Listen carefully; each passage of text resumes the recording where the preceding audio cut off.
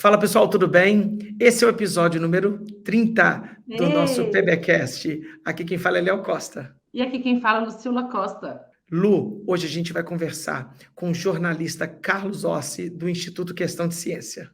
O episódio vai ser muito legal. Solta a vinheta.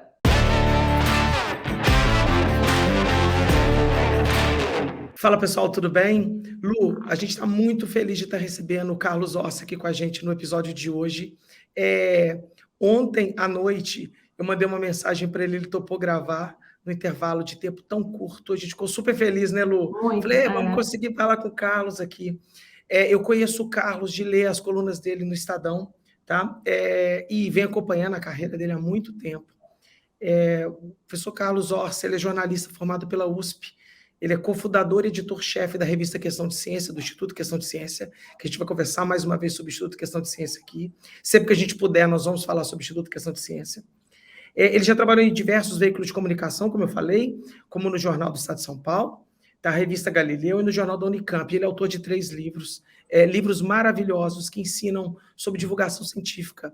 Carlos, seja muito bem-vindo ao PBcast. Queria dizer de coração que é uma honra ter você aqui com a gente hoje. Eu agradeço o convite e é uma honra estar aqui com vocês, podendo falar com o público do PBcast. Legal.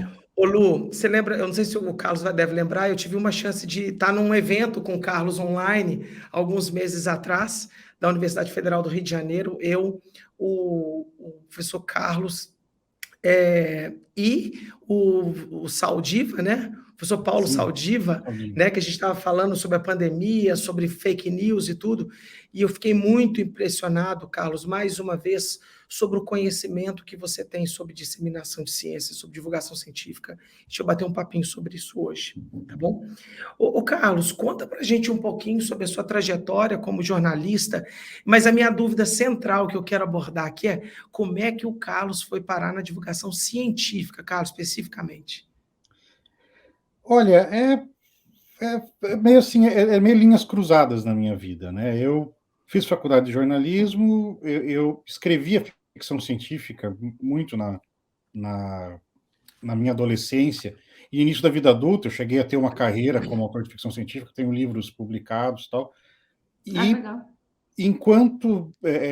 então, tentando conciliar minha paixão por ficção científica com a faculdade de jornalismo, eu meio que já na faculdade me encaminhei um pouco para o jornalismo científico, fiz meu TCC em divulgação científica, mas depois que eu me formei, eu acabei indo parar no que a gente chama de reportagem geral, fazer assalto em posto de gasolina, aquelas coisas e tal.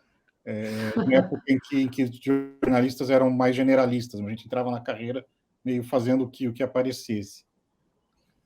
Mas aí, quando eu fui convidado para trabalhar no Grupo Estado, né, que hoje publica o jornal Estado de São Paulo, no meu tempo, além do Jornal Estado de São Paulo, fazia o Jornal da Tarde também, eles estavam começando a investir na operação da internet do jornal.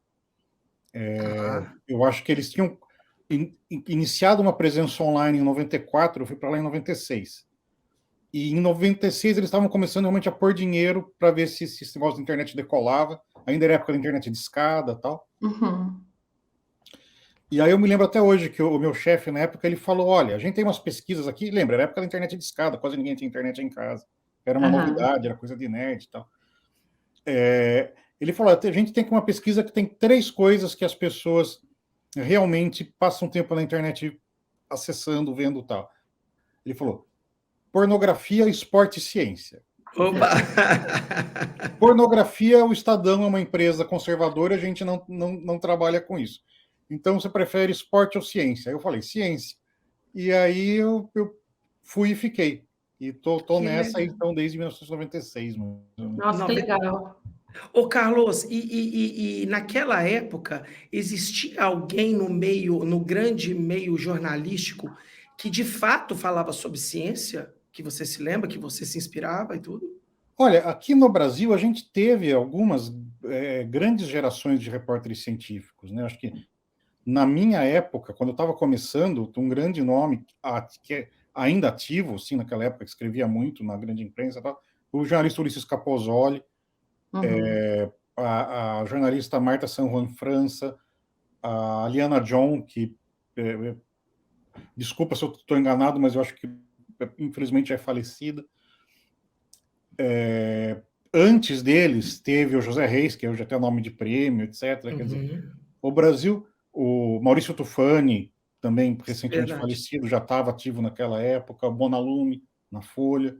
Quer dizer, você tinha alguns grandes nomes de jornalistas que não eram só repórteres de ciência, mas eram verdadeiros autores, quer dizer, a pessoa parava para ler o que ele estava escrevendo. É uma tradição que meio que se perde, né, com a pasteurização das redações, essa coisa do livro de estilo do jornal, quer dizer, todo mundo tem que escrever mais ou menos do mesmo jeito, que hoje em dia está começando a haver um retorno a essa época dos autores por causa dessa grande profusão de colunistas que tem hoje em dia, né? Mas colunista não é exatamente repórter, então é uma situação um pouco mais complicada.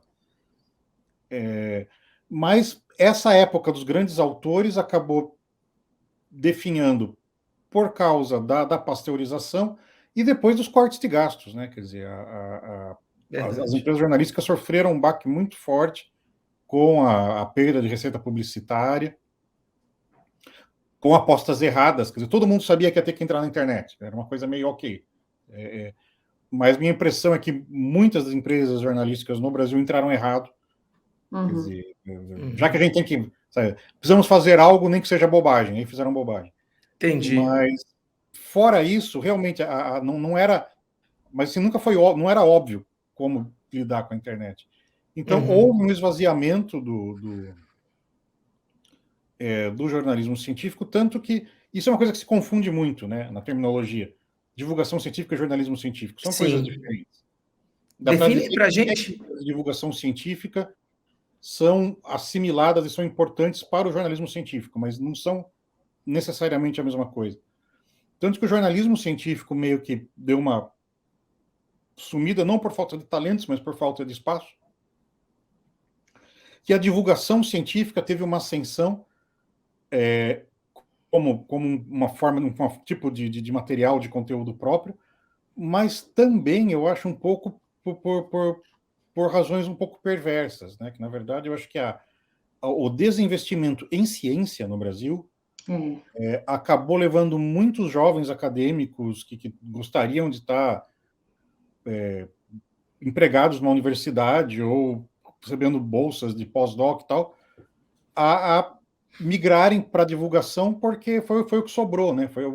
É o espaço que acabou existindo para eles poderem, de alguma forma, continuar trabalhando com o que gostam. Né? Entendi. Carlos, existe algum caso de algum jornalista científico que montou o seu próprio espaço? Você lembra? Tipo blogs, ou montar seus próprios veículos, ou ficou na internet mesmo? Olha, a gente teve de novo, né? O Capozoli, ele chegou a montar a revista Astronomy no Brasil. Tá.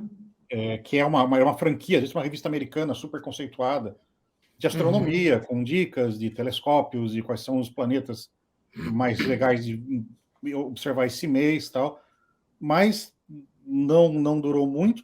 A Scientific American brasileira também, né? Criada por um jornalista, pelo Alfredo Nastari, que também, infelizmente, está saindo do mercado agora.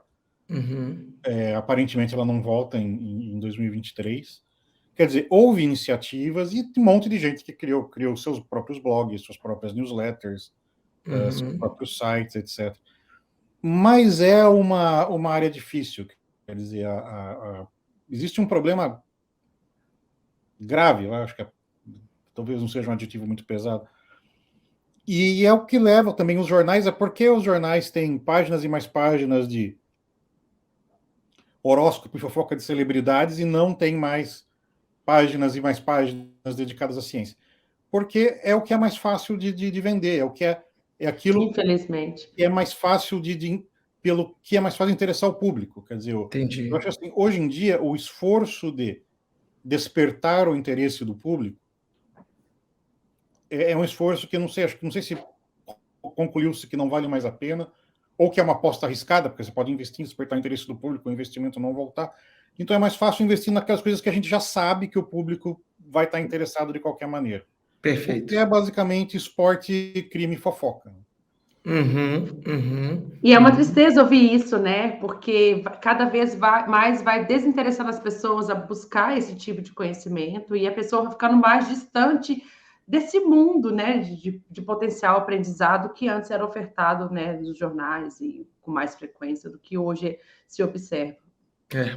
Ô, Carlos, no curso de jornalismo, é super curiosidade mesmo.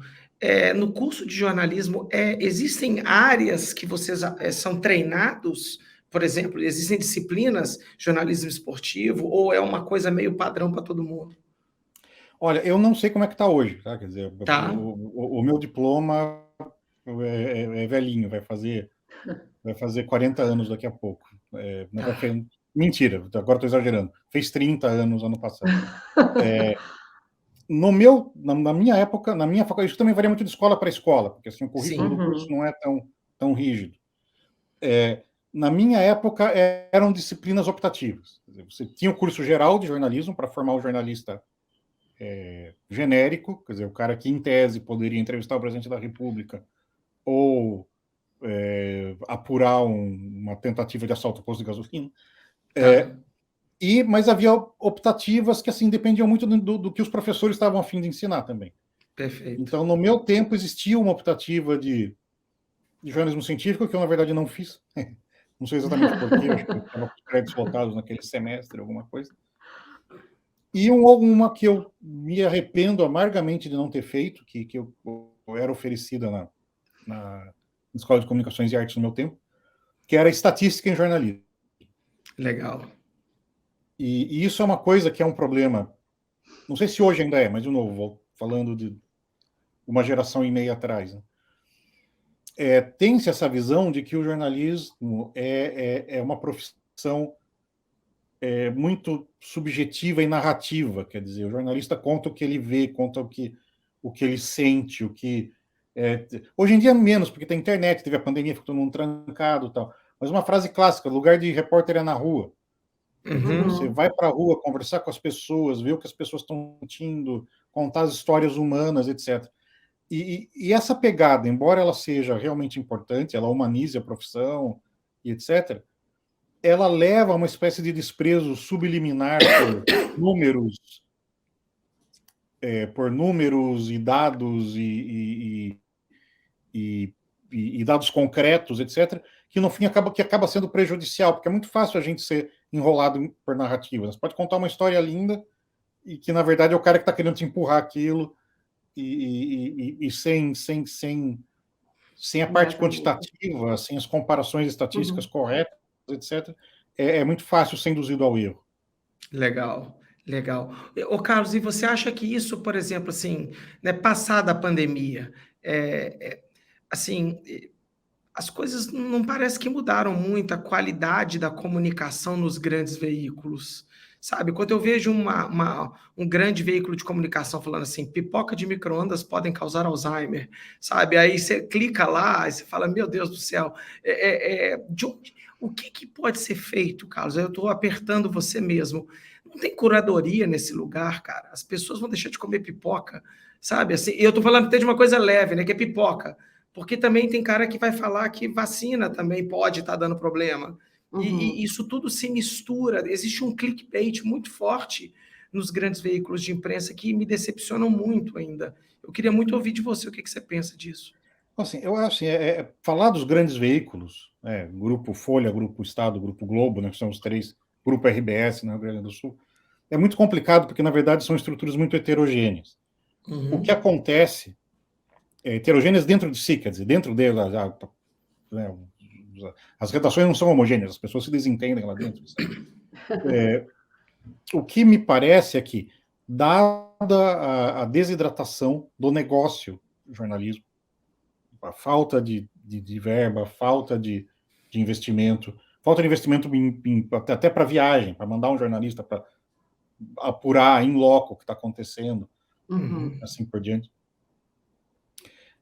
gerou uma cultura de forças-tarefas. Então, este assunto nós vamos tratar com o maior número possível de pessoas, o maior número possível de pessoas talentosas, no mais alto padrão possível. E a gente vê isso acontecer, quer dizer, o Estadão deu o furo do orçamento secreto. Uhum. A Folha deu, na campanha de 2018, o furo do Bolsonaro, dos apoiadores do Bolsonaro comprando robô de WhatsApp para disparar propaganda. Quer dizer, a cobertura da Copa do Mundo agora, por exemplo, assim, quando a chefia de redação, o dono do jornal, o que quer que seja, decide que este assunto é um assunto prioritário, aí faz-se jornalismo de primeira linha. Entendi. E muito bom. Claro, há erros, coisas que não são tão boas, mas, em termos gerais, faça um jornalismo de alta qualidade. O problema é que o cobertor é curto. Enquanto essas áreas estão sendo extremamente bem cuidadas, né? O resto fica ao Deus dará. E ciência é uma área complicada, ela sofre, enquanto tema de mídia, enquanto editoria, como a gente chama no jargão jornalístico, ela sofre, eu acho assim, de dois problemas que são antigos, são estruturais e que se agravam hoje em dia. O primeiro é que ela é vista como... Ela corre o risco de ser vista, nem sempre é vista, mas ela corre um risco muito sério de ser vista pelo senso comum da redação, do cara que está fechando o jornal. O que eu ponho aqui? Tem um buraco em branco nessa página. Precisamos atualizar o site, porque faz 3 horas que a gente não põe nada novo no ar, etc. Como tapa-buraco. Entendi. Aquele tipo de coisa que não é para levar muito a sério, sabe? Ok, mais uma cura do câncer, hahaha. Ou nasceu uma galinha de 2 cabeças no Peru, sabe? Essas coisas assim. É meio distração, é o respiro, é o momento leve. Entre o avião que caiu e o presidente eleito, um espaço para o leitor relaxar, você põe lá a pipoca de micro-ondas. Então, esse é um problema, é o risco da ciência, e é um risco contínuo, ele existe o tempo todo, da ciência ser vista pelas chefias como tapa-buraco, uma coisa menor, uma coisa desimportante, uma coisa que está lá porque ou era isso ou era novela. Mas tem o outro lado disso, e aí eu acho que é uma coisa que precisa chamar as instituições de pesquisa para pôr a mão na consciência, que, e de novo, quer dizer, é a solução errada para o problema certo. Né? As instituições de pesquisa brasileiras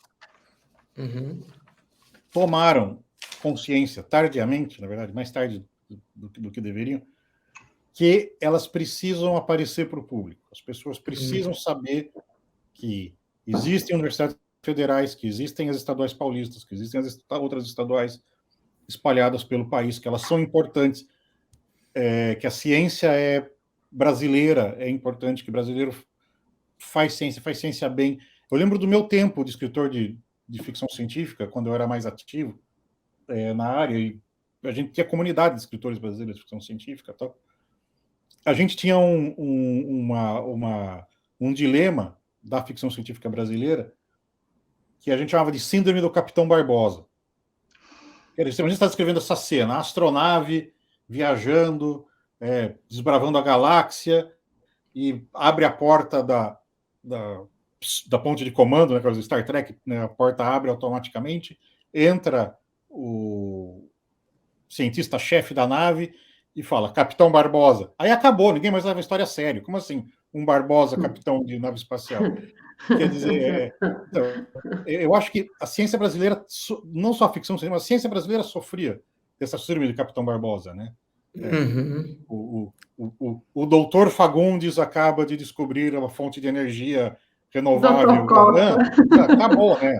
Se fosse o doutor Helmut, se fosse o doutor Jackson, a história tinha plausibilidade. O doutor Fagundes, peraí, virou chanchado. Então, acho que a ciência brasileira percebeu que precisava escapar disso, que essa é uma imagem falsa, obviamente, uma imagem falsa. A ciência brasileira produz descobertas importantes, valiosas, etc. Mas na hora de fugir, de perceber o que tinha que fugir desse clichê, tinha que se tornar conhecida, acabou caindo na solução fácil, que é a solução do hype e do marketing institucional, né? Que é pegar... E, de novo, né, em vez de encontrar temas que sejam realmente relevantes e construir o interesse do público sobre aquele tema, pegam-se coisas que já tem cara de clickbait logo de saída Entendi. e sai correndo com elas. Porque aquilo, quer dizer, a história da pipoca de micro-ondas, ela nasceu de um comunicado à imprensa da instituição. Quer dizer, não foi o jornalista que inventou aquilo. O jornalista recebeu um e-mail, uma carta com timbre de uma instituição de ensino, dizendo que lá, nosso pesquisador tal viu que levantou a suspeita, quer dizer. E isso é um fenômeno internacional, inclusive. Quer dizer, tem estudos que mostram isso. E quando uma descoberta científica é descrita de forma exagerada, desproporcional na imprensa, é muito alta a probabilidade de que o jornalista já recebeu uma interpretação exagerada daquilo emitido pelo autor da pesquisa ou pela instituição a que o autor da pesquisa pertence. Porque isso é uma coisa, quer dizer, cientista, com todos os sofrimentos que é ser cientista no mundo, especialmente no Brasil, tem credibilidade. Quer dizer, se um político manda um comunicado de imprensa a um jornal dizendo que ele acabou de inaugurar a maior ponte do mundo, o jornalista dá risada e fala, esse cara, o cara tá querendo aparecer, que tonto. Se um cientista manda um comunicado para uma redação de jornal dizendo que descobriu a cura do câncer, o jornalista leva a sério. Entendi. Mesmo se for a fosfetanolamina sintética, por exemplo. Nós vamos chegar na fosfetanolamina, eu estou guardando essa para você ainda. Entendi, Carlos, faz muito sentido. O clickbait, assim, né? Eu não sei se a gente precisa explicar o que é um clickbait, né? É uma manchete de jornal que vai, ou de site, tudo para gerar um clique, né?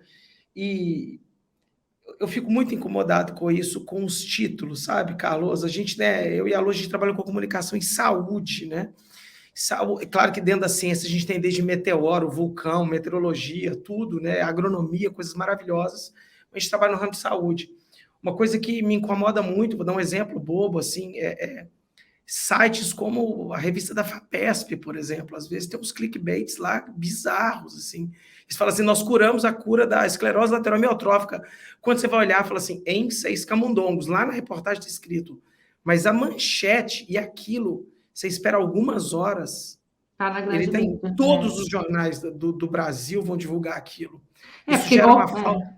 Né, Lu? Pode falar, Lu, desculpa. Não, porque igual o Carlos falou, porque está num site de pesquisadores renomado, que sabe o quão a FAPESP é séria, e se sai um título assim, então já sensacionalista no site da FAPESP, é muito fácil sair enviesado para os outros lugares, porque já tem a credibilidade do próprio site. Isso é uma coisa que eu não lembro agora quem... Eu li isso em algum texto crítico, mas fazendo esse comentário. A técnica de título jornalístico, que é um negócio que a gente estuda na faculdade, para a internet, a técnica de título e linha fina, né? Título é o título e linha fina é aquela linhazinha que fica entre o título e o texto. A técnica era o título e a linha fina juntos tem que conter informação suficiente para que a pessoa que não tem tempo de ler a notícia inteira tenha o mínimo de informação necessário sobre aquele assunto. Quer dizer, o cara não vai, ele não pode, não está interessado, não é. Mas, se ele lê o título e a linha fina, ele sabe o básico sobre aquela notícia. Então, a função do título e da linha fina é informar, é condensar informação. Técnica jornalística clássica. Técnica online. A função do título e da linha fina é emocionar. Entendi. É produzir uma emoção, é produzir o desejo de clicar, é produzir o desejo de dar forward, de dar retweet, de passar para frente. Entendi, faz sentido. Quer dizer, o título jornalístico na internet está virando o título publicitário. Entendi. Porque o slogan publicitário é que é criado para emocionar, né? Para dar vontade de você ir lá e comprar o produto ou falar do produto para um amigo e tal.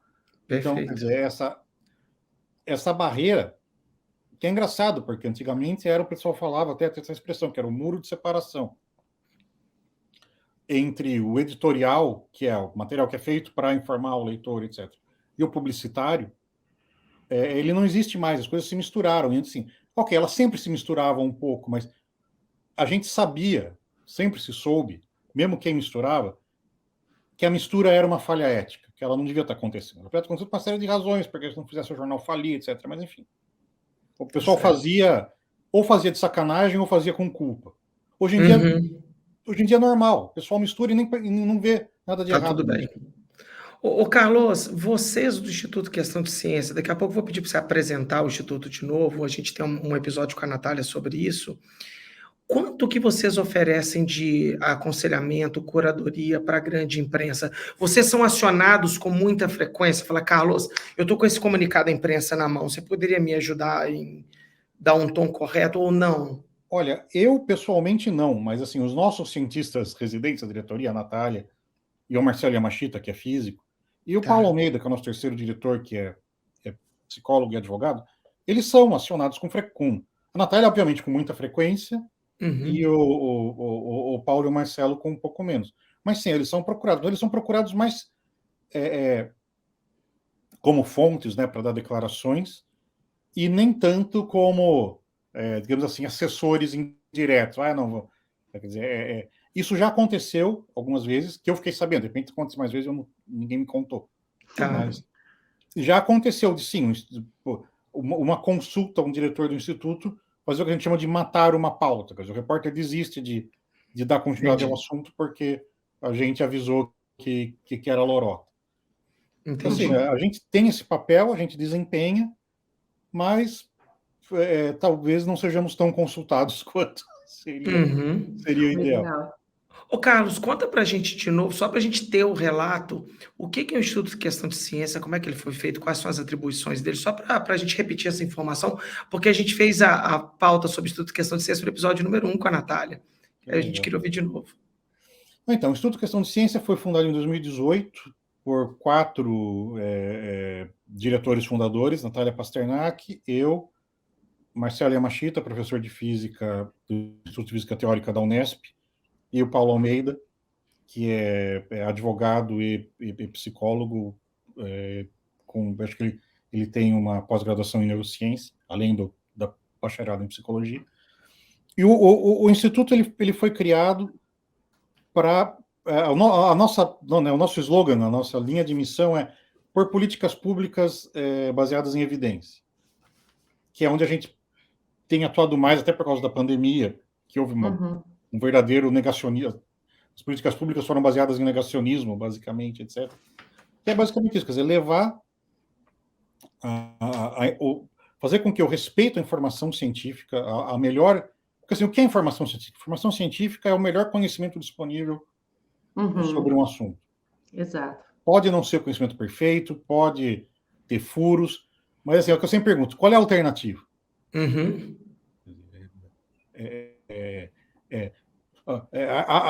O conhecimento científico sobre o assunto X pode ser uma porcaria, mas qual é a segunda alternativa? Quer dizer, ela muito provavelmente vai ser pior. Então, é levar o melhor conhecimento disponível, que é o conhecimento científico, para a formulação de políticas públicas. Assim, a partir do instante, é aquilo, quer dizer, a partir do instante em que você tem uma meta, eu decidi que eu quero acabar com o analfabetismo, eu quero erradicar a polio. A partir do instante que você tem uma meta, a melhor forma de traçar um caminho racional para chegar nessa meta é pela ciência. Perfeito, concordo 100%. Então, levar essa consciência para os gestores públicos, em primeiro lugar, mas também para a população em geral, para as pessoas levarem a ciência em consideração quando forem ao supermercado, quando forem escolher uma terapia, quando forem assistir um documentário no streaming. Uma das nossas principais inspirações, que tem uma organização internacional cuja diretoria nos deu vários conselhos úteis quando a gente estava fundando o Instituto, e do qual a Natália até foi feita membro, é o Center for Inquiry, nos Estados Unidos. É uma ONG que tem 50 anos já, ela é da década de 70, que foi fundada, teve entre seus fundadores originais Isaac Asimov e Carl Sagan, e que foi basicamente criada numa época que estava aquela onda de pseudociência na mídia internacional. Era Uri Geller e revistas super respeitadas, gastando páginas e páginas falando como o horóscopo é uma coisa maravilhosa, tal. Eu pensei que essa época, eu pensei que essa época era agora, tô brincando. Nós falamos, aquela época da pseudociência, eu falei, aquela? Ou a gente tá lendo? Tô brincando. Foi lá que começou, né? Quer dizer, a onda da nova era, tal, é dos anos 70. Começou nos anos 70 e não acabou mais. E esses intelectuais, cientistas intelectuais, acharam que não, alguém tem que avisar as pessoas que isso tudo é bobagem, que elas estão sendo enganadas, que elas estão jogando dinheiro fora. E como não tinha mais ninguém para fazer, eles fundaram uma ONG para fazer. Então a gente tem essa inspiração também, que e é o que eu sempre falo, quer dizer, é fazer com que a informação correta circule. Legal. Então, você entra no Google, você dá uma busca por horóscopo, vão vir 3, 4 páginas de gente querendo te vender horóscopo, gente dizendo como o horóscopo é maravilhoso, gente dizendo como descobrir quem é o seu parceiro ideal, usando o horóscopo para lá. Mas se ela leu lá na 3ª, 4ª página, vai aparecer os artigos da revista Questão de Ciência sobre porque a astrologia não deve ser levada a sério, os riscos psicológicos e sociais de ficar levando a astrologia a sério. Então, assim, é construir um contraponto para não ser só essas coisas que as pessoas, bobagens que se vendem, tudo isso dá dinheiro, não terem só os vendedores falando sobre essas coisas. Ter um contraponto crítico. O Carlos, exemplo, me tira uma... Pode falar o exemplo, não, eu quero ouvir seu exemplo. É que hoje eu recebi o relatório Google de buscas que levam as pessoas à revista Questão de Ciência. Tá. Nesse mês, o termo de busca que mais levou as pessoas foi reencarnação. Uau. Jura? Quer dizer, centenas de pessoas entraram no Google para pesquisar reencarnação e chegaram nos nossos artigos de por que isso, como crença religiosa, se é da sua religião, problema seu, religião, cada um tem a sua, tal. Mas se alguém estiver empurrando isso, sabe, a regressão de vidas passadas, como terapia, etc, etc, é besteira, não caia nessa, quer dizer, e assim, então, quer dizer, a gente quer manter o contraponto, quer manter o ponto de vista crítico circulando, porque é uma luta desigual. Quer dizer, a cada 10 clínicas vendendo picaretagem, tem um artigo, 2 nossos explicando para as pessoas que, peraí, não é bem assim. Então, Carlos, aqui eu tenho minha dúvida. Qual que é o modus operandi de vocês? Como é que vocês jogam o jogo? Como é que vocês se posicionam? Vocês vão lá, colocam na revista Questão de Ciência, acabou? Vocês tendem a... Quando eu estou falando a palavra impulsionar, não no sentido literal, de induzir o Google a apresentar, mas impulsionar, sim, a mandar para jornalista. Como é que é o modus operandi de vocês para se posicionarem em movimentos que claramente são desastrosos para as pessoas? Existe um modus operandi, claro? Olha, a gente não tem algo muito padronizado, não. Basicamente, assim, a gente detecta, ok, esse negócio tá quente, porque assim, sempre também tem aquele problema de chamar atenção, né? Quer dizer, tem uma picaretagem que tem 2 coitadinhos que estão usando, você escreve a respeito, de repente vai ter 90 pessoas interessadas. Verdade. Mas então, quer dizer, a gente meio que detecta coisas que precisam ser, na nossa concepção, precisam de um contraponto. Por exemplo, algo muito claro sobre o que a gente escreve com muita frequência são as práticas integrativas e complementares integradas ao SUS. Perfeito. Porque, bem ou mal, elas têm um carimbo de validade do Ministério da Saúde. E isso confunde muito a população, né? Sim, e esse carimbo precisa ser contestado, então a gente escreve sobre elas, preferencialmente, mas não só sobre elas. A gente dissemina nas nossas redes, na medida do possível, e a gente meio que fica de olho no que governos e mídia estão fazendo a respeito. Então, uma área em que a revista Questão de Ciência está entrando cada vez mais, principalmente com material de minha autoria e também do Marcelo Yamashita, é a área de crítica de mídia. É fazer artigos chamando a atenção. Senhora Folha de São Paulo, senhor Globo, senhor Estadão, por favor, parem de ficar levantando a bola de picaretagens. Tal. Dá palco para esses caras, né, Carlos? Não, mas é aquilo, quer dizer, é isso, quer dizer, a grande imprensa, de novo, pela escassez de recursos, eles elegem algumas áreas para levar muito a sério e outras ficam, sabe, chegou um press release divertido aí, põe no ar e manda bala. Legal. É engraçado que eu acho que eu já contei essa história que eu vou falar agora em outros episódios, não vou lembrar qual, mas para mim foi muito marcante porque eu estava envolvida nele, assim, que a gente já teve alguns treinamentos de como a mídia pega essa informação e na hora que você explicou é muito claro de ver que muitas vezes eles querem pautas frias para preencher esses buraquinhos, que você falou, para ficar no meio de notícias, para aquecer o coração dos leitores ali. E eu lembro que eu participei de uma ação com pesquisadores mundiais sobre o dor lombar, de tentar fazer uma divulgação para tentar tirar um pouco de informação incorreta sobre o tratamento de dor lombar, com o objetivo final de reduzir custos e reduzir o uso de tratamentos inadequados para a dor lombar. Então, a gente fez o movimento, publicamos 3 artigos na Lancet, pagamos jornalistas, fizemos media release para o mundo inteiro, fizemos tudo para divulgar a nível mundial. E deu super certo, foi super legal. Eu lembro que quando estava comemorando 1 ano que isso saiu, o mesmo veículo que tinha saído a notícia aqui no Brasil publicou tudo ao contrário. Tudo que a gente tinha falado assim, pare de fazer, por exemplo, cirurgias necessárias, exames necessários, medicamentos fortes necessários, um monte de coisa que a gente tinha falado. 1 ano depois, eu acho que era uma pauta fria, jogou, tipo assim, use tudo aquilo que nós falamos 1 ano atrás para não usar. E aí, eu estou falando como pesquisadora agora, né, porque eu não sou jornalista, dá uma tristeza, assim, você fazer um caminho, custou muito dinheiro, eram mais de 50 pesquisadores que ficaram muito tempo tentando chegar isso ao grande público, e aí a gente vê isso, assim, igual você fala assim, que talvez, igual você brincou, o cobertor talvez pode ser curto, desses buraquinhos entrarem de vez em quando, por chegar uma coisa para sair, isso aqui parece interessante, a população vai gostar, vamos jogar aqui dentro. E dá uma tristeza para nós como pesquisadores, tipo assim, lá vamos nós, tudo de novo, começar com as pseudociências mais uma vez. Não e assim, quer dizer, e tem outras coisas que agravam isso, quer dizer, fora essa, bem, quer dizer, provavelmente isso, alguma clínica picareta mandou press release para a redação e o cara que pegou achou legal. E hoje em dia as redações no Brasil têm um turnover de profissionais muito grande. Então, o pessoal que trabalhou o material de vocês no ano anterior e estava esperto para saber que esse tipo de coisa não deveria sair, de repente nem está mais trabalhando lá hoje. É verdade. Então caiu na mão de um cara novo, que também é ignorante do assunto e foi. E isso é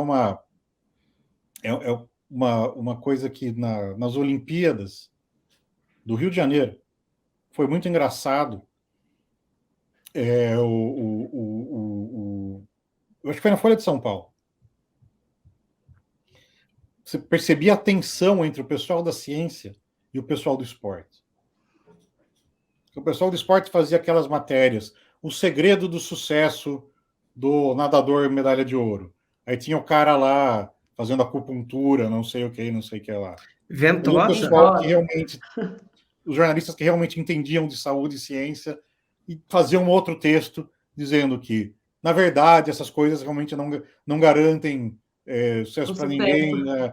Quer dizer, é complicado, porque assim, são focos diferentes, são pessoas diferentes, que muitas vezes não estão no mesmo ambiente, não conversam entre si. Antigamente, quando era uma redação enorme, e todo mundo espalhado, todo mundo junto, o cara do esporte estava lá e gritava: ô, da ciência, isso aqui é besteira ou não é? Tal. Hoje em dia, cada um fica na sua ilha, ou na sua casa, né? Ainda mais hoje em dia com home office e tal, as pessoas não tem mais essa troca. Então, é complicado, porque aquilo, quer dizer, assim, a missão, em termos abstratos, no mundo ideal, mundo perfeito, a função do jornalismo é informar, é dar ao cidadão informação que ele precisa para tomar boas decisões, para votar no melhor candidato possível, para comprar ou não comprar certos produtos, assistir ou não assistir certos filmes, enfim, é dar ao cidadão a informação necessária para que ele possa tomar decisões adequadas de acordo com seus interesses pessoais. Só que isso é abstrato, né? Quer dizer, do ponto de vista concreto, o que o jornalista tem que fazer? Tem que preencher espaço, tem que capturar a atenção do leitor. Não adianta você publicar uma coisa super importante que ninguém vai ler. Você tem que construir aquilo de um jeito que vai chamar atenção. Isso já é até a parte da questão da arte profissional do jornalista. Contar boas histórias. Sim. E aquilo, quer dizer, dá para você chamar atenção, contar boas histórias sem informar corretamente. Então, é o que eu brinco. É uma coisa que é engraçado. A gente tem a impressão, comparando 3 tipos de jornalismo. Jornalismo em quadrinhos, que é uma coisa relativamente recente no Brasil. Telejornalismo, né, da televisão, e jornalismo de texto. A gente tende a ter a impressão de que o telejornalismo é o mais autêntico, porque a imagem está lá, né, está filmado, está gravado, está mais próximo da realidade. Enquanto que o texto alguém parou para pensar, para escrever, para organizar as coisas. Essa informação vem antes dessa. O que esse cara falou é mais importante do que o que aquele falou. Então, o texto é mais... como é que o pessoal fala? Com comida? Elaborado. Elaborado, é mais processado. Tá. E o jornalismo em quadrinhos seria mais processado ainda, porque o cara ainda vai decidir o que ele vai desenhar, em qual quadrinho vai o que e tal. Mas, na verdade, todos os tipos de jornalismo são altamente processados. Quer dizer, com única exceção daquelas cenas que a gente não vê mais hoje em dia, mas na década de 70, 80, era comum. O cinegrafista que filmou a própria morte, né? O cara tá no meio da batalha, correndo com a câmera, leva um tiro, cai a câmera e tal. Isso provavelmente é o único tipo de jornalismo realidade que existe. Todo o resto é editado, é cortado, é pensado, é planejado. Muitas vezes isso é um vício cada vez mais comum, até por causa dos custos, né? Quer dizer, de produzir uma matéria, uma reportagem, pagar passagem para o jornalista e tal, lá. Muitas vezes o repórter já sai da redação com a história na cabeça. Não é que ele vai para a rua para descobrir as coisas e voltar e contar. Ele já sabe exatamente o que ele quer contar. Ele vai para a rua para procurar confirmações da história que ele está a fim de contar. Perfeito. E assim, tudo isso acaba interferindo. E é importante que as pessoas saibam que existem essas interferências. Perfeito. É o que a gente chama de alfabetização midiática, né? Que tem os dois extremos, né? Tem o extremo ingênuo, que não, tudo que sai no jornal é verdade, absoluta verdade, é verdade objetiva, e tá. E tem o extremo paranoico, que não, tudo é manipulado, tudo para servir ao interesse de alguém, é mídia golpista, nem tanto ao norte, nem tanto ao sul. O fato de que tudo é editado, tudo é elaborado, tudo é planejado, tudo é pensado, não quer dizer que as coisas não possam ser planejadas, elaboradas, processadas de forma honesta. Perfeito. Com vistas a passar a informação correta de maneira objetiva. Perfeito. Perfeito. Carlos, mudando um pouquinho da nossa pauta aqui para uma segunda parte aqui do podcast, conta para gente, assim, se você pudesse nos dar algumas pistas ou dicas, como que a gente identifica um picareta, um charlatão, em especial na área da saúde? O que vocês observam aí no Instituto Questão de Ciência? Eu já vi reportagens suas que vocês vão a congressos e fica lá um cara quietinho assistindo tudo e depois ele narra assim a história toda. Você fala, meu Deus, como é que as pessoas caem nisso? Você poderia dar para a gente algumas pistas para identificar um charlatão mesmo, um picaretão aí? Olha, a primeira pista, eu acho a mais básica de todas, se é bom demais para ser verdade, provavelmente é. Eu concordo, eu adoro essa. É uma das minhas favoritas. Se você consultou 3 médicos e todos te falaram que para resolver o seu problema vai ser complicado e é difícil e talvez não tenha solução e lá. E um quarto chega para você e fala, imagina, vem cá, eu te faço uma massagem, te dou 2 comprimidos e amanhã você está novo. Provavelmente esse quarto é um tremendo de um safado. Entendi. Quer dizer, eu acho que assim, cuidado com quem diz o que você quer ouvir. Perfeito. Sabe, quer dizer, todo mundo, né, que tem algum desconforto, eu sou assim, eu sou estupidamente preguiçoso com saúde. Quer dizer, se eu pudesse, eu nunca mais entrava no consultório médico na minha vida. Eu tenho amigos que são médicos, eu gosto de médicos super gente boa, no bar, no consultório, puta banda de gente mala, pede um monte de exame, enche o saco, reclama que eu bebo demais, eu não quero falar com esses caras.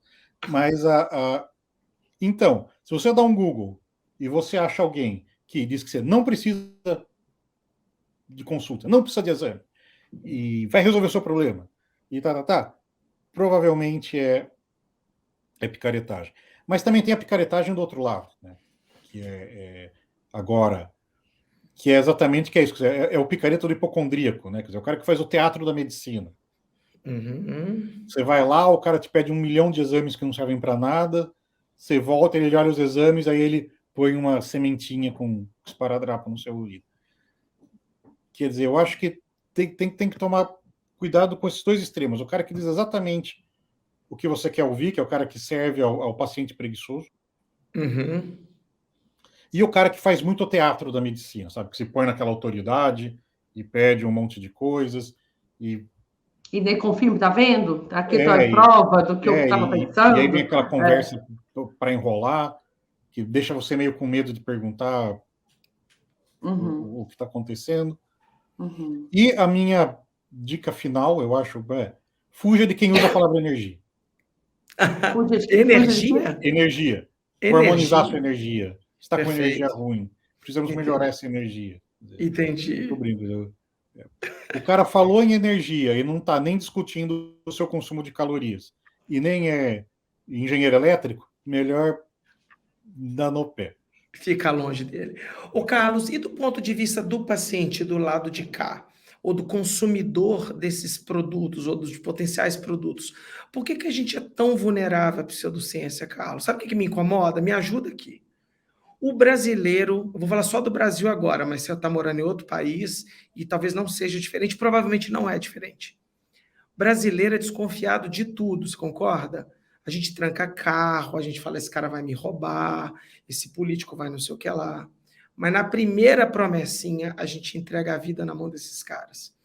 O que tem do lado de cá de formação que nos torna tão vulneráveis à pseudociência? Na verdade, acho que são duas coisas. Primeiro, a pessoa que está procurando algum tipo de apoio para questões de saúde, ela está numa condição vulnerável. Exato. Quer dizer, ela está esperando alguém que ele estenda a mão. E isso é um problema do sistema médico mundial e brasileiro também, principalmente na medicina do setor público. Os médicos são mal remunerados, eles têm que atender 1 bilhão de pacientes por dia. Então, o tempo, a atenção, que é aquilo, quer dizer, o que o inglês eles chamam de bedside manner, né? Que é o jeito do médico na cabeceira da cama do doente. Quer dizer, eu tenho amigos médicos que falam isso, quer dizer, até a descoberta dos primeiros antibióticos, medicina era 95% manter o paciente tranquilo e relaxado enquanto a gente espera que ele sare sozinho. Né? Hidrata o cara, alimenta e conversa com ele para ele ficar tranquilo e espera a doença ir embora, porque ou ela vai ou o cara morre, não tem muito o que fazer. Essa técnica, o bedside manner, quer dizer, essa técnica de conversar com o paciente, tranquilizar o cara, fazer a pessoa se sentir menos ansiosa com o desconforto, com a dor, com o que quer que seja que ela está sentindo, etc. Infelizmente, da forma como... E isso não é um problema dos médicos enquanto pessoas, é um problema da forma como a economia da medicina acabou se organizando, virou praticamente monopólio dos alternativos. Verdade, Carlos. Eles são acolhedores demais, né? A gente não fala isso. Você vai no médico de convênio, não precisa nem saúde pública, com convênio médico básico, com dor de garganta, o cara olha para você, te receita umas pastilhas de, sei lá eu como é que chama, qualquer que seja azol lá, tá? E te manda para casa. Uma vez eu estava numa consulta médica, exatamente problema de garganta, e a médica que me atendeu falou isso, você veio, ela falou, você veio num médico alopata, você quer uma receita. Quer dizer, ela já acha que a função, que ela não está lá para conversar, para entender o que aconteceu. Ela está lá para te dar o ela está lá para assinar uma folha de prescrição. Perfeito. Está introjetado na visão de missão dela. Enquanto que as terapias alternativas em geral, elas são, até porque elas não têm mais nada para oferecer, elas são basicamente interações sociais narrativas. O cara te conta uma história, você conta a sua história para ele, e ele te ajuda a relaxar. E tanto que é o que a gente fala, né? Quando a gente diz que medicina, terapias alternativas não tem efeito, eu gosto de acrescentar, não tem efeito específico. Uhum. Quer dizer, a terapia em si, o que o cara está fazendo, sementinha na orelha, a agulha no peito, a gotinha de álcool com florzinha diluída essas coisas não têm efeito. Mas a interação toda Toda pode tem. ter um efeito. Principalmente quando você mede desfecho subjetivo, né? Que é fantástico. Tem muito estudo de medicina alternativa, é isso, que mede redução de estresse e ansiedade. Ok, é claro, né? E pressão arterial, né? Não, o cara saiu da consulta com a pressão baixa. Claro que saiu, você tratou ele bem, ele sentou numa cadeira confortável. Assim, perfeito, perfeito, perfeito. É legal ouvir isso, né? Porque muitas vezes, a maioria dos casos de saúde, as pessoas geralmente tentam esperar um pouco em casa as coisas se resolver. Aí, geralmente, quando a gente busca um atendimento médico, é quando a gente percebe que algo está saindo do seu controle. Então, é algo que você já não tem a resposta. E na hora de te ouvindo falar, e muitas vezes, até nós que somos profissionais de saúde, eu falo assim, eu acho que eu vou no médico agora só porque passou do meu limite de me autoavaliar e julgar se eu estou no controle de saber se preciso de algo a mais. Não necessariamente estou indo atrás de uma receita, mas se o profissional que me recebe acha que eu só estou atrás de uma prescrição, ele não acolhe, ele não te explica assim, não, calma, tá tudo bem, você talvez está preocupada porque aumentou esse sintoma ou você está com esse desconforto, mas está tudo dentro do esperado, está tudo dentro do que era esperado, do que você está sentindo e é da evolução da própria condição de saúde. Igual você falou, basta uma boa conversa e um bom aconselhamento, a gente já trata o paciente no aconselhamento. E isso a gente percebe que, infelizmente, cada dia que passa, por todas as razões que você falou, isso está diminuindo cada vez mais, né? Legal. O Lu e Carlos, Carlos, o que está faltando na nossa formação universitária para que os nossos profissionais de saúde sejam menos amantes da pseudociência, Carlos? Porque eu vejo médico com doutorado. Eu me incomodo, eu falo assim, você não pode afirmar que esse bendito não tem a mínima formação do raciocínio científico. Qual que é o problema? Olha, sim, de novo, eu não sei se educação sozinha resolve essas coisas, porque tem muitas questões afetivas envolvidas aí também. Quer dizer, a questão da emoção, tem toda, né? A psicologia da medicina, né, o que se passa pela cabeça do médico, é uma área de pesquisa vasta, porque tem aquela coisa da autoridade, do poder, né, quer dizer, do médico que realmente se convence de que o que ele está fazendo está funcionando e é benéfico. Tem, né, o pessoal chama de efeito Hawthorne, né, que é todo mundo escova os dentes direito antes de ir no dentista, né? Então, essa impressão que o profissional de saúde tem de que o cliente dele, no retorno, sempre vai estar melhor, porque, claro, o cara vai se esforçar para parecer melhor no retorno, etc. Então, tem todos esses fatores, mas pensando em termos estritamente educacionais, eu acho que falta, e isso não é fácil de fazer, e nem é um problema da faculdade de medicina, é um problema anterior, do ensino médio, do ensino fundamental. Mostrar que a ciência não é uma coisa. A ciência, o modo de pensar científico, é algo que faz parte da vida, não é algo que ficar numa caixinha. Quer dizer, você não é cético, crítico, racional, enquanto você está na bancada do laboratório avaliando suas placas de Petri, o que quer que seja, e tirou o jaleco, foi para a rua, você não precisa mais daquele tipo de raciocínio. Não, aquele tipo de raciocínio você precisa dele o tempo todo. E é engraçado, porque a gente usa isso, né? Quer dizer, assim, eu acho que assim, é uma boa. Comprar carro usado é uma boa introdução ao método científico. Né? compara vários, não leva a conversa do vendedor a sério logo de cara, pede avaliações, leva no mecânico de confiança para o cara dar uma olhada, quer dizer... Legal. É o tipo de coisa que a gente tem, que as pessoas deveriam levar para a vida, né? E é muito engraçado, porque começou no começo da pandemia também. Eu também tinha um amigo médico, que eu tinha muito contato em rede social, ele morava em outro estado que eu tal, e ele se encantou com a cloroquina. Uhum. Antes do Bolsonaro, nem foi tanto questão política, ele se encantou porque ele se encantou. E aí ele falava, porque eu queria ver esses fanáticos do método científico no pronto-socorro com os pacientes agonizando como se fossem peixes fora d'água. Cara, o que tem uma coisa a ver com a outra? Uhum.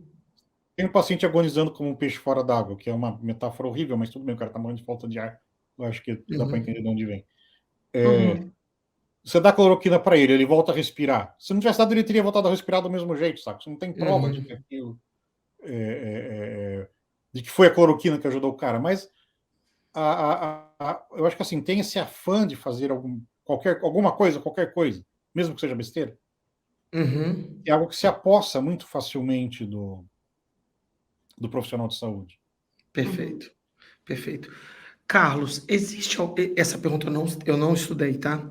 Mas eu acho que a gente conversou isso aquela vez que a gente participou daquele evento.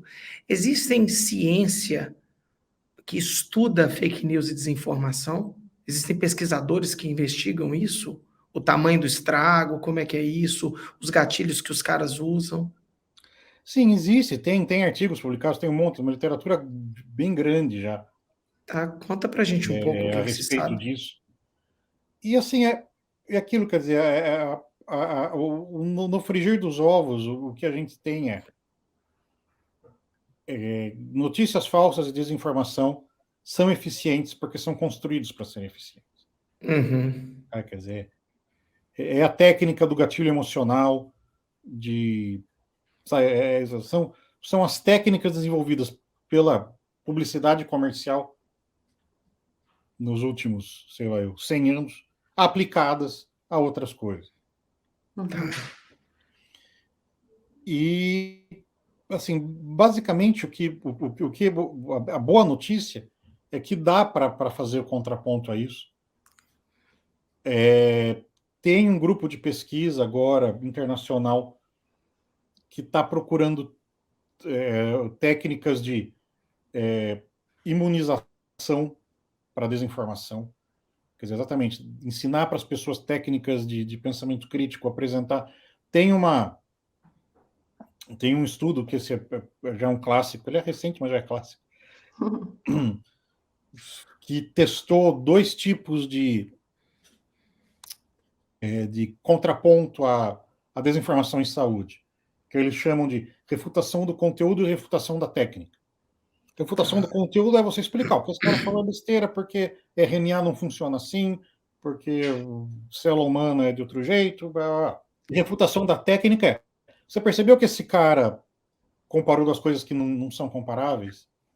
Esse gráfico que ele apresentou está fora de escala, que ele usou esse argumento aqui que ele usou de dizer que fulano de tal recebe dinheiro do governo é uma falácia, porque é daí que o cara recebe dinheiro do governo, isso não prova que ele seja venal ou qualquer outra coisa.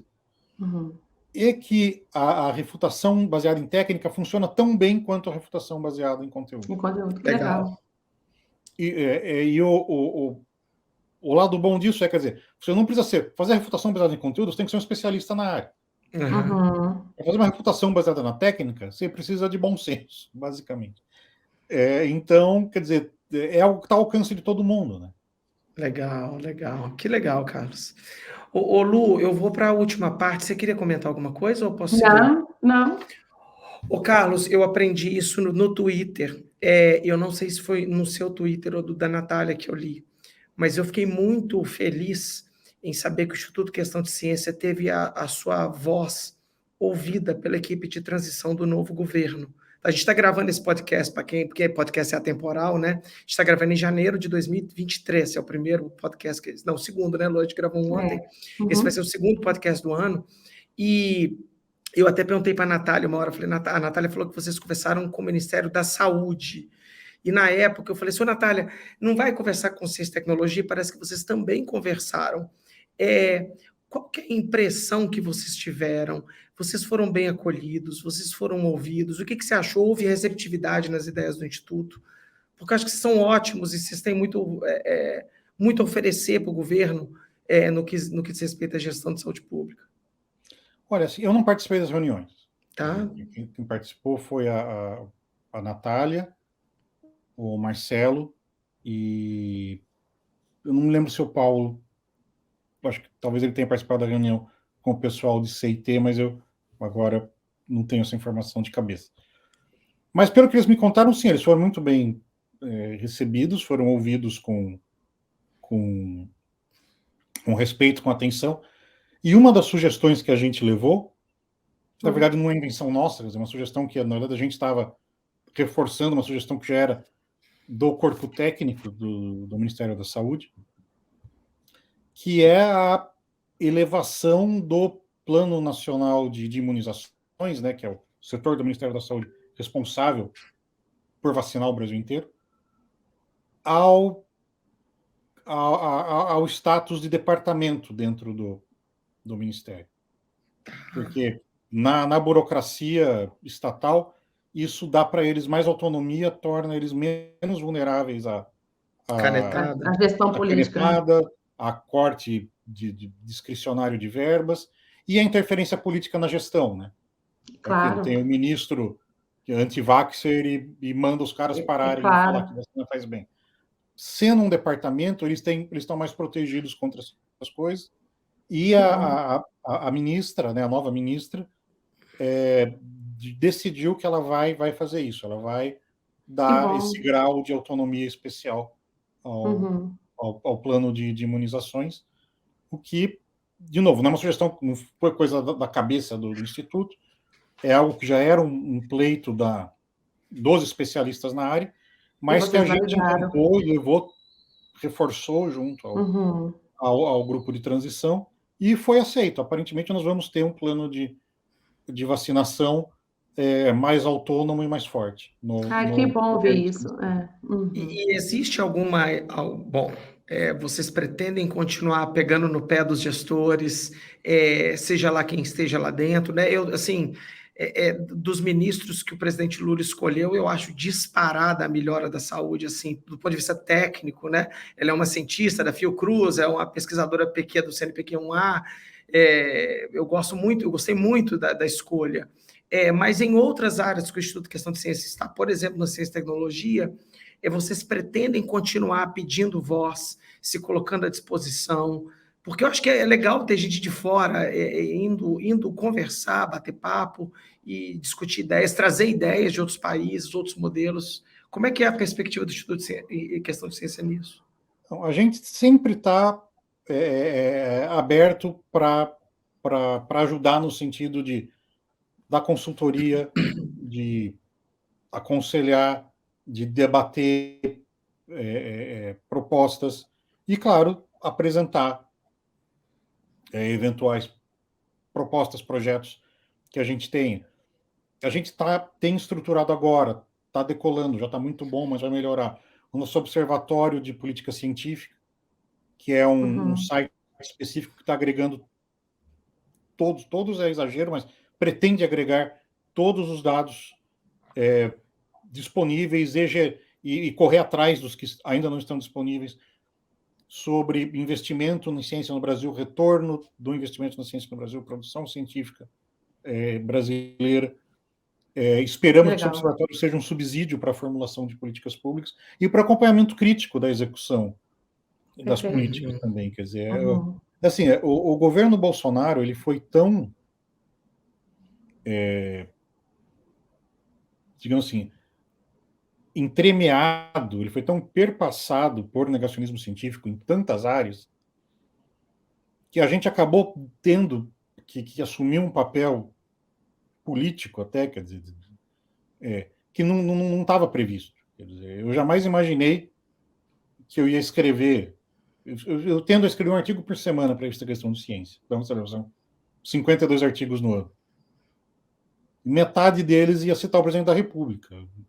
Não, eu escrevo sobre ciência. Né? O que o presidente está fazendo aqui, saco? Mas é que era inevitável, né? Foi inevitável. Nós esperamos que no novo governo isso seja menos necessário.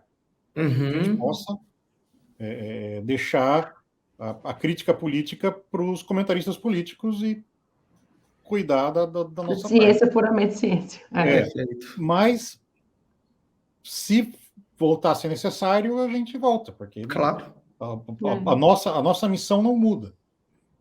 O que muda é o que a missão exige de nós, né? Esperamos que ela exija menos atrito com as autoridades federais, mas se continuar exigindo, paciência. Legal. Ô Lu, sempre lembrando, eu acho que, eu não sei se a gente comentou isso já em algum dos podcasts, eu e a Lucila, a gente tem um grande amigo, Carlos, que ele chama Maurits van Tulder. Esse é um dos maiores cientistas na área de dor musculoesquelética do mundo, que é a nossa área de atuação. Ele é holandês, ele é editor-chefe da Cochrane, ele é um cara muito foda. E ele passou a assumir um papel de consultor do governo da Holanda nas políticas públicas em saúde. Então, ele é o cara que apresenta os dados. Ele não pertence ao governo, ele pertence à instituição dele. E ele contou para mim uma vez que ele falou, Léo, os dados, eles são os dados. A tomada de decisão, ela nem sempre é racional.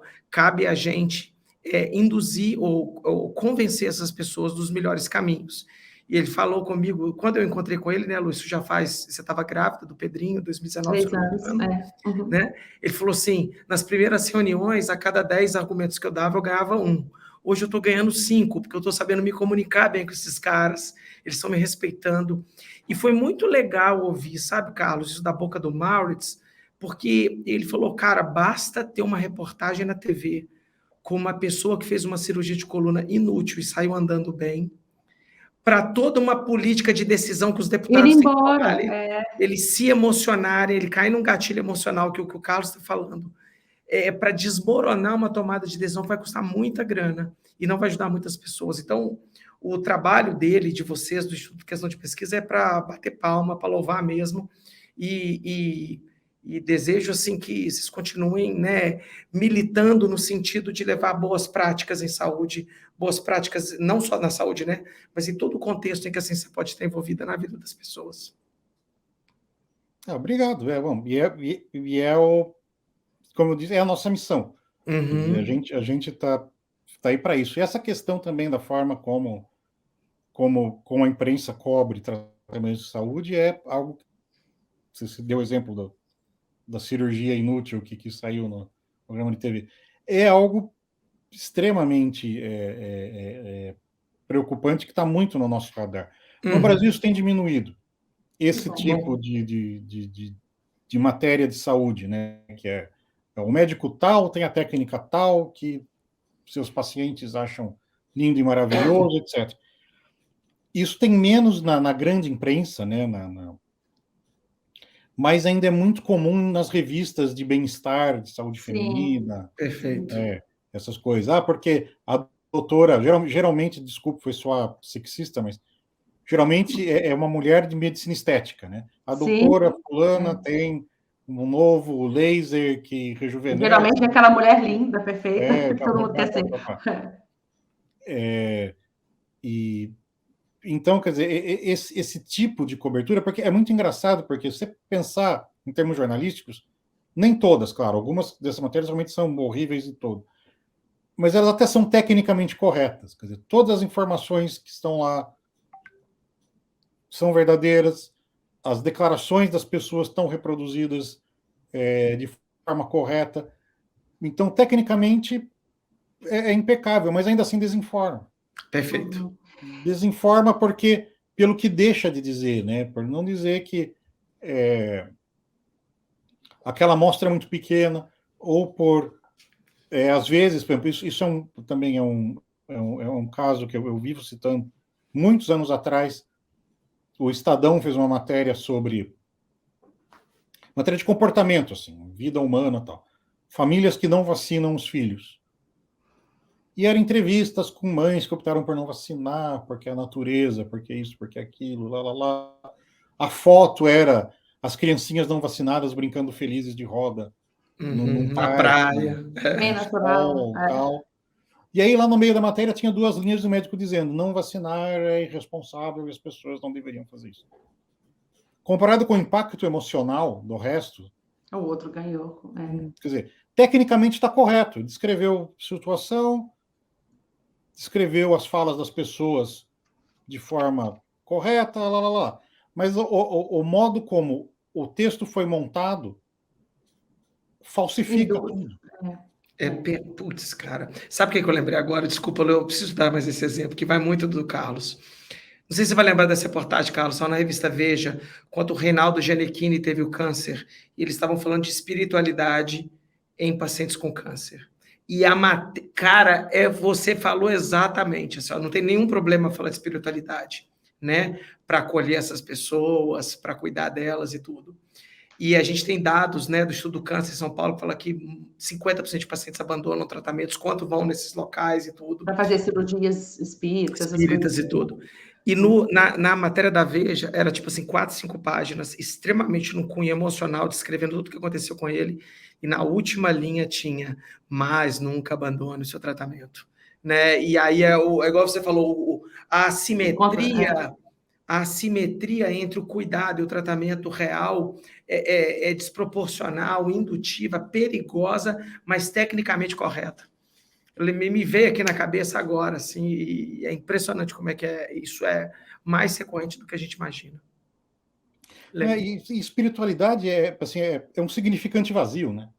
Quer dizer, você pensar, tem até autores que trabalham com a questão de espiritualidade em saúde, e eles falam que, como é que você define isso?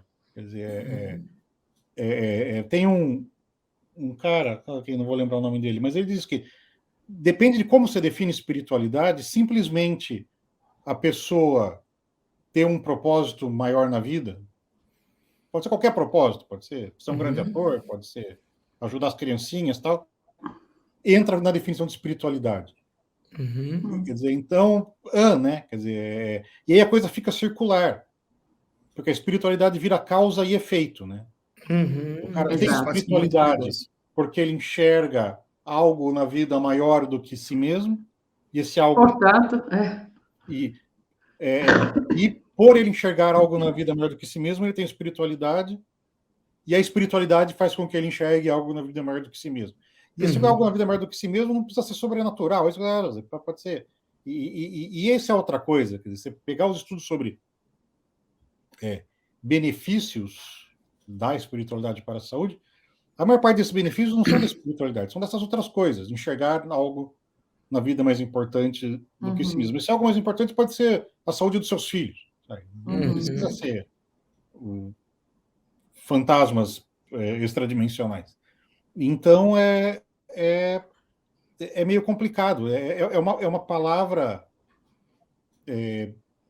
vazia, na verdade. As pessoas projetam aquilo, quer dizer, matéria ruim, espírito bom. Então, as coisas boas da matéria são redefinidas como espírito. E desse jeito, é claro que espiritualidade é bom, porque é bom. Claro. Luluzinha, você tem mais algo a acrescentar? Não, toda hora que vocês vão falando, toda hora vem uma coisa na minha cabeça, mas o assunto vai desviando, depois eu falo.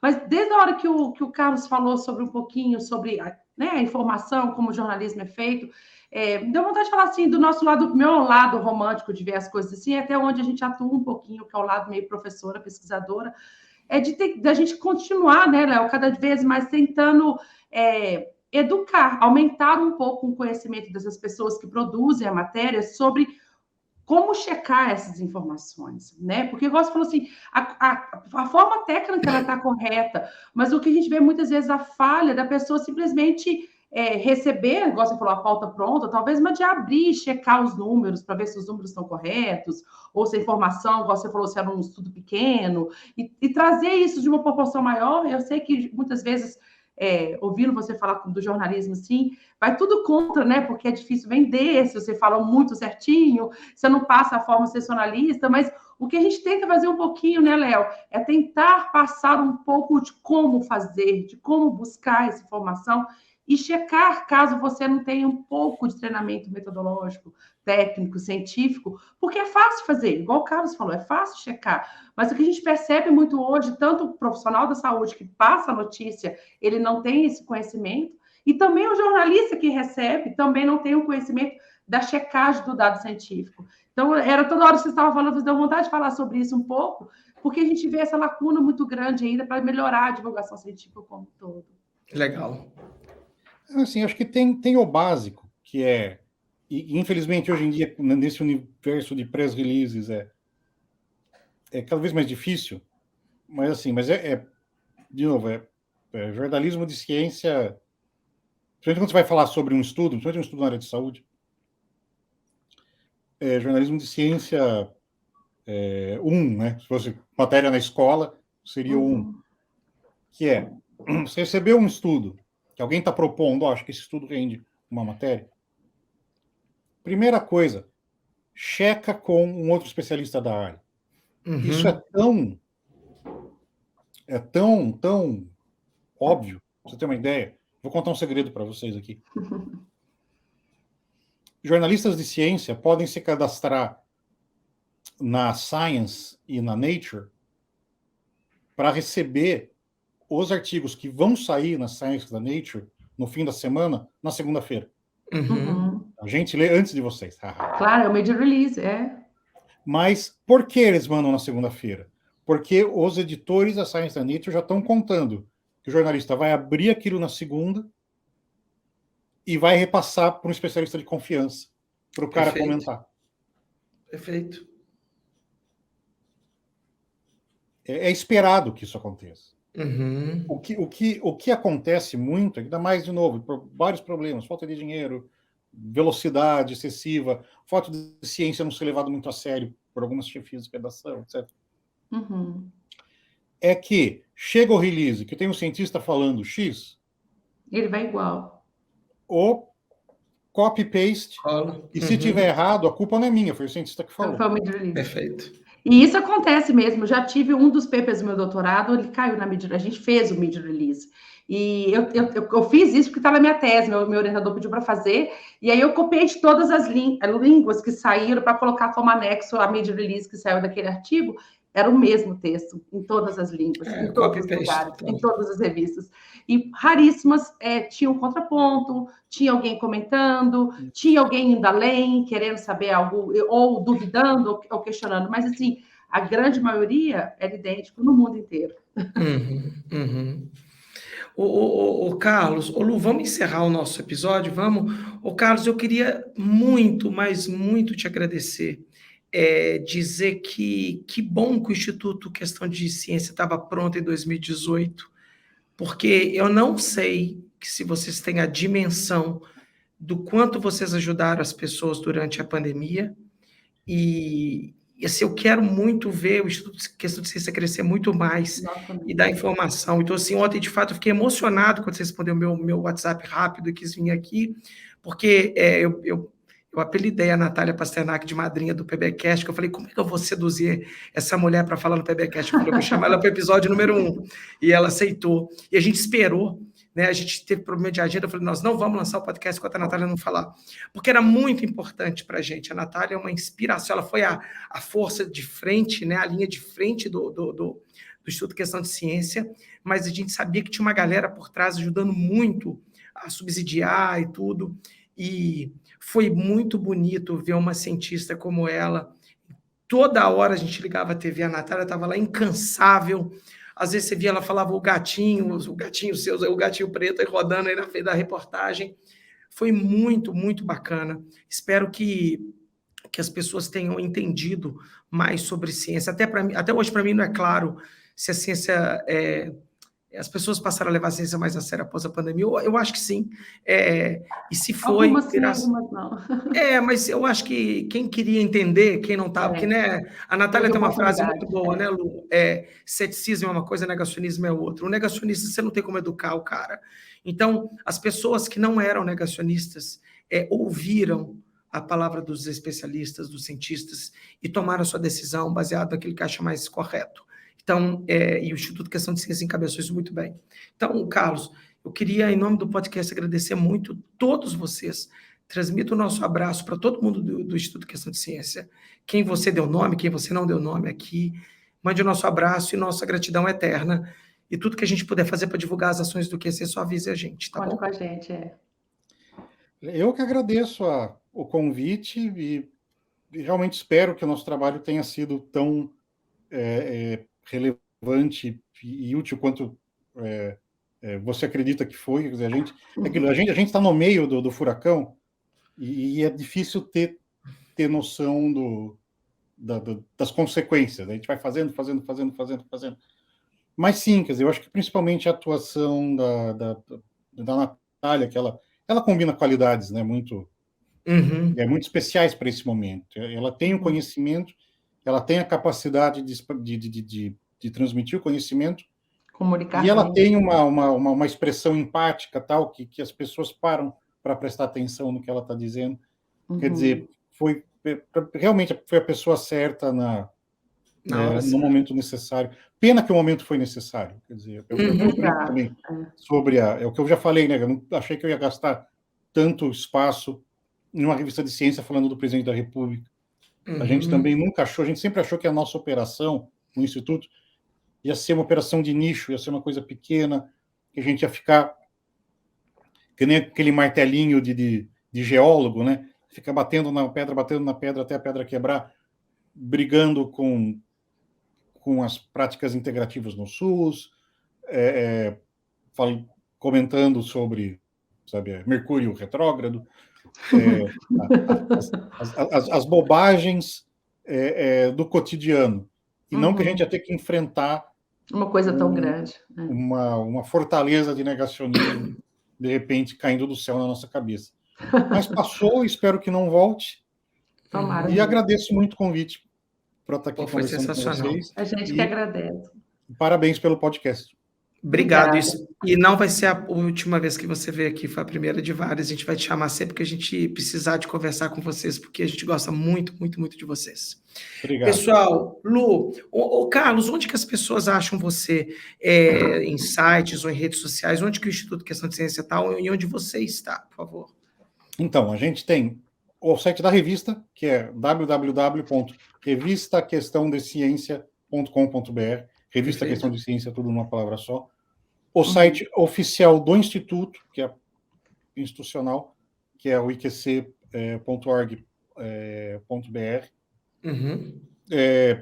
Estamos no Facebook, estamos no Twitter, estamos no Instagram. Legal. @iqciência, nessas redes. Legal. E é isso. Legal. Lulu, onde você está, meu amor? Eu estou aqui no PBcast e no Instagram, Lucila_Costa. Legal, pessoal. Vocês vão me achar no Leo_Costa_PBR, lá no Twitter, no LCOS3060, no TikTok, no Ciência de Verdade, e, obviamente, aqui no PBcast, lá no YouTube e nas plataformas de podcast. Pessoal, muito obrigado. Espero que vocês tenham gostado. A gente se vê no próximo episódio. Até lá. Tchau, tchau. Tchau, tchau. Pessoal, obrigado. Tchau, tchau.